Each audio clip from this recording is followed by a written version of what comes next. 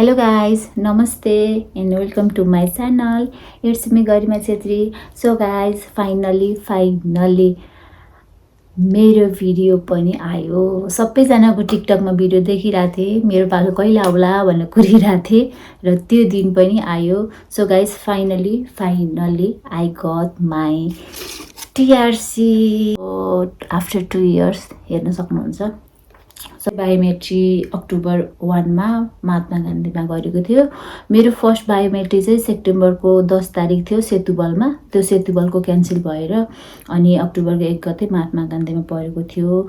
मेरो अनि मेरो भाइको सँगै थियो, सबै डकुमेन्टहरू सँगै थियो. तर कार्ड रिसिभ गर्ने बेलामा मेरो भाइले अलि पहिला रिसिभ गर्यो.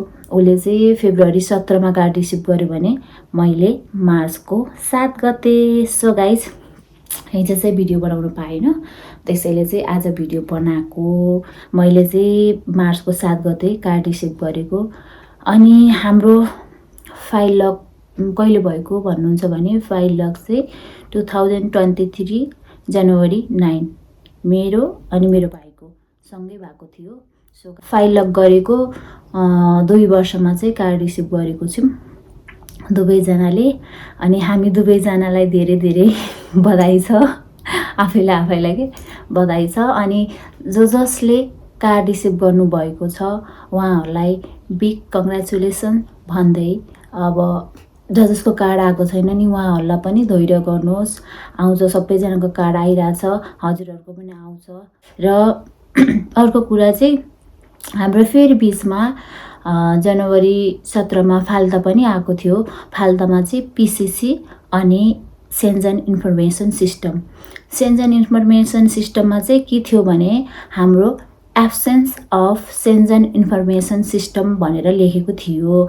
अनि यसमा चाहिँ हामीले फर्स्टमा डकुमेन्ट अपलोड गर्ने बेलामा तपाईँको टिकट अनि बोर्डिङ पासहरू केही पनि अपलोड गरेको थिएनौँ. हामीलाई चाहिँ कसैले लिगल इन्ट्री मात्रै गरे हुन्छ भनिदिनु भएको थियो. सो त्यही भएर लिगल इन्ट्री मात्रै गरेको हामीलाई सिसको फाल्ता आयो. अनि पुलिस रिपोर्ट चाहिँ मैले ट्रान्सलेट गरेको चाहिँ राखेको थिएन, मैले बिर्सेछु ट्रान्सलेट गरेको राख्नलाई. यो भुल चाहिँ कसैले पनि नगर्नु होला, मैले चाहिँ बिर्सिएँ. सो नेपालको पुलिस रिपोर्ट मात्रै अपलोड गरेको थिएँ, त्यसैले हाम्रो फाल्ता आएको थियो डकुमेन्ट. फाल्ता सब्मिट पनि गऱ्यौँ अनि फाइनली कार्ड पनि रिसिभ गऱ्यौँ दुवैजनाले.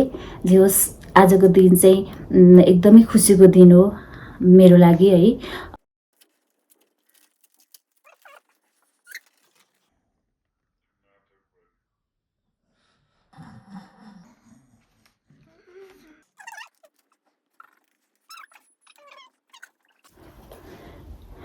ओके गाइजहरू, अबला भने चाहिँ मैले यो भिडियोलाई यहीँ इन्ड गर्न चाहेँ. सो यो सानो खुसीको मोमेन्ट थियो. यो खुसीको मोमेन्टलाई चाहिँ हजुरहरू सामु पनि ल्याउँ भनेर सानो भिडियो गराएको छु. सो यो भिडियो कस्तो लाग्यो, राम्रो लाग्यो भने लाइक कमेन्ट सेयर गर्न भने नभुल्नु होला. र अरू पनि भिडियोहरू आओस् भन्न चाहनुहुन्छ भने त्यो भिडियोहरू हेर्नको लागि मेरो च्यानललाई सब्सक्राइब गरिदिनु होला. हस्, अनि सबैजना स्वस्थ रहनु, व्यस्त रहनु, खुसी रहनु भन्दै आजको भिडियोलाई चाहिँ मैले यहीँ गर्न चाहेँ. Okay, by by.